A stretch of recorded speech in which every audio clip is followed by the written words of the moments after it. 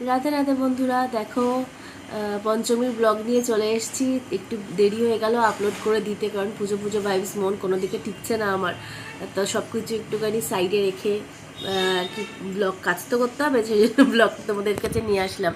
ক্ষমা প্রার্থী এত দেরি করে দেওয়ার জন্য। ঠাকুরমশাই অলরেডি বম্বে চলে গেছে, ফোন করে দিয়েছে, ওটা পৌঁছে গেছে আরও একদিন আগে। আজকে যে ব্লগ পঞ্চমী দেখছো তারও আগে পৌঁছে গেছে। তো মনটা একটু ঠাকুরমশাইয়ের জন্য খারাপ।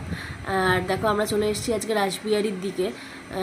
কত রকমের এদিক ওদিক দোকান বসেছে। পঞ্চমী বলে যে অন্যান্য বছর যে ভিড়টা থাকে, আমার মনে হয় এবছর সেটা নেই, কারণ বৃষ্টি বাদলের জন্য মানুষ একটু কমই বেরিয়েছে। হলে পুজোতে বৃষ্টির তো বিরাম ছিল না, এইদিকে বৃষ্টি হচ্ছে তো ওইদিকে হচ্ছে না, ওইদিকে হচ্ছে তো এইদিকে হচ্ছে না। যাই হোক, এই বছর পঞ্চমীতে আমরা প্রথম বাদামতলা ঠাকুরটা দেখেই স্টার্ট করলাম। আমরা মূলত রাসবিহারির দিকেই এসেছিলাম। তো বাদামতলার ঠাকুরটা দেখে তারপরে আমরা বেরোলাম। ভিড় ছিল না বলবো না, ছিল, কিন্তু দম বন্ধ করা ভিড় কোনো বাড়ি আমরা পাইনি আর কি, বুঝলে। বুলটুরা পেয়েছিল একবার, কারণ ওরা সকালবেলা বেরিয়েছিল সব মানুষ, বেশিরভাগ রাতে বৃষ্টি হচ্ছে দেখে সকালবেলাতেই ঠাকুর দেখে নিয়েছিল মনে হয় সেদিনকে।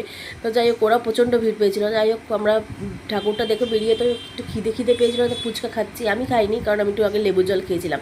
ওইটা ঠাকুরটা দেখেই আবার দেখো এই ঠাকুরটা দেখতে এসেছি। এটা একটা মানে তোমার আদিবাসীদের আর কি মন্দির, তার মন্দিরের পুজো এই নিয়ে আর কি ব্যাপারটা ছিল। আর আদিবাসীদের নাচ গানও ছিল, তোমরা একটু দেখে নাও।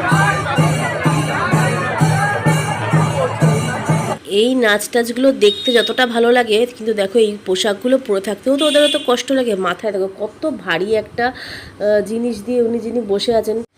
প্যান্ডেলগুলোর নাম তো তোমাদের দেখাতে পারলাম না, তোমরা যদি কেউ প্যান্ডেলটা দেখে থাকো, এই প্যান্ডেলটা আমাকে তোমরা জানিও। তো যাই হোক দেখো, ওই প্যান্ডেলটা দেখে তো কালীঘাট ব্যায়াম সমিতির সামনে চলে এলাম আমরা।